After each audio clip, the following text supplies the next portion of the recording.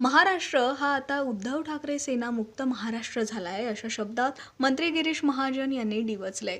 बोटावर निवडून आलेली माणसं सुद्धा आता तुमच्याकडे राहायला तयार नाहीत असा खोचक टोलाही गिरीश महाजन यांनी ठाकरेंना लगावला। तर टीईटी पेपर फुटी प्रकरणात सरकारनं गांभीर्यता दाखवली असून या प्रकरणाची चौकशी केली जाईल असंही महाजनांनी म्हटलंय। तो एकीकडे बघितलं नीटच्या पेपर फुटीनंतर आता टीईटीचा पेपर देखील फुटलेला आहे, त्यामुळे आता उद्याची परीक्षा जी ती रद्द झालेली आहे। अशा पद्धतीच्या मोठमोठ्या ज्या परीक्षा होतात त्यांच्या परीक्षांवर आता प्रश्नचिन्ह उपस्थित केले जात आहेत। तर टीईटीचा पेपर फुटलेला आहे म्हणून दाखवतं, कोणी दाखवतंय की फुटलेला पण नाही। दोन्ही प्रकार म्हणजे मला अजून माहीत नाही, मी अधिकृत माहिती घेतलेली नाही, पण मला असं वाटतं की दोन्हीकडून झालेलं आहे। कोणी म्हणतं फुटलाय, कोणी कुठं चॅनल दाखवतं फुटलेला नाही। मला वाटतं तपासाची बाब आहे, मला वाटतं पण असं होणार नाही, पण झालं असेल तर मला वाटतं यापेक्षा अजून गंभीर दुसरी गोष्ट असू शकत नाही। आणि यासाठी मग माननीय मुख्यमंत्री महोदय आपल्या कल्पना आहे किती लक्ष घालून आहेत। देशाचे पंतप्रधान सुद्धा या सगळ्या बाबतीमध्ये नीटच्या पेपरच्या बाबतीत वगैरे त्यांनी लक्ष घातलेलं होतं, पण संपूर्ण माहिती मिळाल्याशिवाय निश्चित काय झालेलं आहे हे कळल्याशिवाय मी यावर काही बोलू शकत उद्धव ठाकरे आम्हाला भाजपमुक्त राम पाहिजे, भाजपमुक्त राम या ठिकाणी पाहिजे देशामध्ये, त्याच्यासाठी आम्ही लवकरच आंदोलन करणार आहोत। तुम्ही आंदोलन करत राहा, तुम्ही कराल तेव्हा करा, पण लोकांनी उद्धव ठाकरे मुक्त महाराष्ट्र आता केलेला आहे। उद्धव ठाकरे सेना मुक्त हा आता महाराष्ट्र झालेला आहे। तुम्ही आता काही बोललात, लोकांचा तुमच्यावर विश्वास राहिलेला नाही। लोक निवडून आलेले सुद्धा जे जेमतेम लोक बोटावर मोडले ते सुद्धा तुमच्याकडे राहायला तयार नाहीत। आता बोला, तुम्हाला काय बोलत असेल ते प्रयत्न करत राहा, पण आता जे आहेत ते सांभाळा। पुढचं जाऊ दे काय होईल ते अजून, पण आता जे तुमच्याकडे ते सांभाळा। संविधान बदलायचंय म्हणून एकीकडे महायुतीमध्ये संख्याबळाची जुळवाजुळव चालली असं पण त्यांनी म्हटलं आहे। ते सगळं जुनं झालं, आता लोकच त्यांच्याकडे राहिलेले नाहीत। सगळ्या देशभर लोक मोदींच्या पाठीशी आहेत, भाजपच्या पाठीशी आहेत, महायुतीच्या पाठीशी आहेत। त्यामुळे आता पुन्हा ते जो शिळ्याकडीला उतारू नका, ते एकदा तुम्ही लोकांना फसवलं। लोकसभेच्या निवडणुकीमध्ये तुम्ही असाच अपप्रचार केला, लोकांची फसवणूक केली, पण आता लोकांच्या लक्षात आलेलं आहे। आता या भूलथापा मारणं बंद करा आणि याला आता लोक भाळणार नाहीत। विशेष म्हणजे 12 वर्षामध्ये नरेंद्र मोदी हे देशाचा विकास करू शकले नाही। वाराणसीमध्ये जाऊन बघा, ज्यांनी मोदींचे बूट चाटायला गेले त्यांनी देखील विकास केला नाही असं संजय राऊतांनी आज टीका केली। संजय राऊत काय बोलावं त्यांच्याबद्दल, आता त्यामुळे काय बोलावं तरी बाबा ते मतदार सांगतायत ना।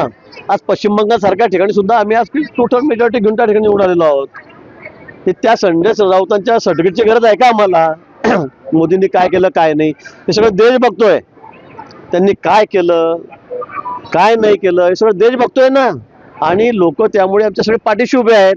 तुम्हाला 4 लोक तर निवडून आणता येत नाही अशी परिस्थिती तुमची झालेली आहे। जे तुमच्याकडे आहे ते तुमच्याकडे तर 2च खासदार तुमच्याकडे शिल्लक राहिलेले आहेत। आणि मग आता याच्यातून तर काही बोध घ्या, याच्यातून तर काही शिका का फक्त बडबडच करत राहाल?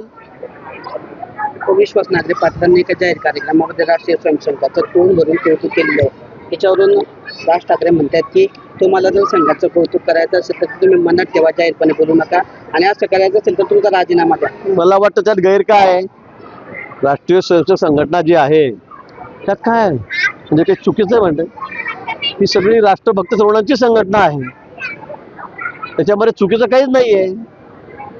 ते काय MIMचं कौतुक केलं का कुठल्या मुस्लिम जारीचं कौतुक केलं असं काही आहे का?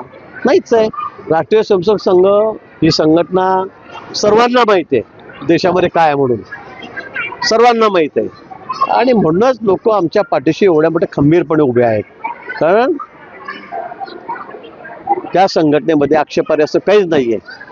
सर्व देशभक्तीचे गुण गाले जातात, राष्ट्रभक्त तरुणांची जी सगळी फौज आहे, आणि त्यामुळे कोणाला वाईट वाटण्याचं कारणच नाही।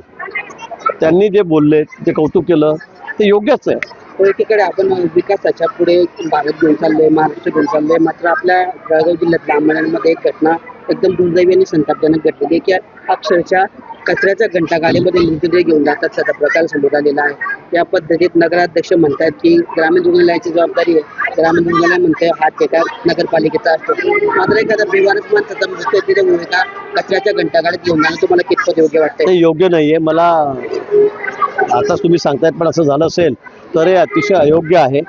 नगरपालिकेने याची विल्हेवाट व्यवस्थित लावायला पाहिजे, आणि असं कचऱ्याच्या गाडीत नेणं हे तर फारच चुकीचं आहे मला असं वाटतं। निश्चित मी या विषयाची माहिती घेऊन त्यानंतर मग मला संबंधित अधिकाऱ्याशी बोलावं लागेल. पुण्याचे काही भाविक जे आहेत ते काठमांडू अटकलेले आहेत. सगळे नियम बाधित केल्यानंतरही त्यांना अडचणीचा सामना करावा. मी आताच बातमी बघितलेली आहे, आपल्या माध्यमातूनही मला कळालेलं आहे. तशी त्या संदर्भामध्ये मी लगेच माहिती घेतो. आमचा विभाग डिझास्टरचाच आहे, आपत्ती व्यवस्थापनाचाच आहे. त्यामुळे मला असं वाटतं की त्या बाबतीमध्ये मी लगेच त्याच्यामध्ये त्यांच्याशी संपर्कही करतो. पुण्यातले कोण लोक आहेत, काय आहेत, आणि केंद्र सरकारशी राष्ट्र मंत्रालय आहे त्यांच्याशी सुद्धा आपण त्या ठिकाणी संपर्क साधून, मला वाटतं एरवी मुख्यमंत्री महोदयांनी लक्ष घातलं असेल, मला माहीत नाही, मी सकाळपासून कार्यक्रमामध्येच आहे, त्यांनी लक्ष घातलं असेल. पण नसेल तरी पण मग मी मुख्यमंत्री कार्यालयाशी बोलतो, परराष्ट्र खात्याशी आपण त्या ठिकाणी बोलून तात्काळ या विषयामध्ये आपण लक्ष घालून मार्ग काढू. ओके, केंद्रामध्ये मंत्रिमंडळाचे फेरबदल होण्याचे चालले आहे. तातडीने आपण आता मुंबईला चाललेले आहोत. नाही, त्याचा आणि याचा काही संबंध नाही. अजिबात कुठलाही संबंध नाही. हा, महाराष्ट्रातले काही चर्चा नवीन चेहरे येणार का मंत्रिमंडळात केंद्रामध्ये? नाही, मला ते आज काही सांगतात. तो सगळा विषय सगळा वरच्या लेवलचा आहे. तिथे कोणाला खाली विचारलं जात नाही. मुख्यमंत्री महोदयांना विचारलं जाईल, अध्यक्ष आमचे त्यांना विचारलं जाईल. पण हा सगळा विषय सगळा केंद्रीय जी समिती आहेत आमची, त्यांचा हा विषय आहे. त्यामुळे ते त्यात लक्ष घालतात. आम्हाला कुठली माहिती नसते. आपण भाजपाचे संकट मोठं करतो, तरी पण महाराष्ट्रामध्ये खूप मोठं आपलं वजन आहे. हां, मग कुठल्या चेहऱ्यांची काही संधी वाटेल का? नाही, कुठे नॅशनल कॅलेमिटी झाली, पूर आला, लँडस्लायडिंग झालं, कुठे काही आपत्ती आली, कुठे काश्मीरला सुद्धा काही गोळीबार झाला तर लोकांना आणायला मी जातो. पण या ठिकाणी माझं काही काम नाही आहे, ही काही आपत्ती नाही आहे. हो, आपण जर बघितलं तर काही खासदार जे फुटले होते त्यांच्यापैकी काही लोकांना मंत्रिपद दिले जाणार आहे. तर आपल्या जळगाव जिल्ह्यातले खासदार स्मिता वाघ यांचं देखील नाव या ठिकाणी चर्चेत पाहायला मिळत आहे. दुसरे आपल्या खासदार आहे, त्यांचं मंत्रिपद काढून यांना स्मिता वाघांना दिली जाण्याची जोरदार चर्चा नाही, मला या बाबतीमध्ये कुठलीही माहिती नाही. असं कुठली माहिती आमच्या कानापर्यंत अजूनपर्यंत आलेली नाही.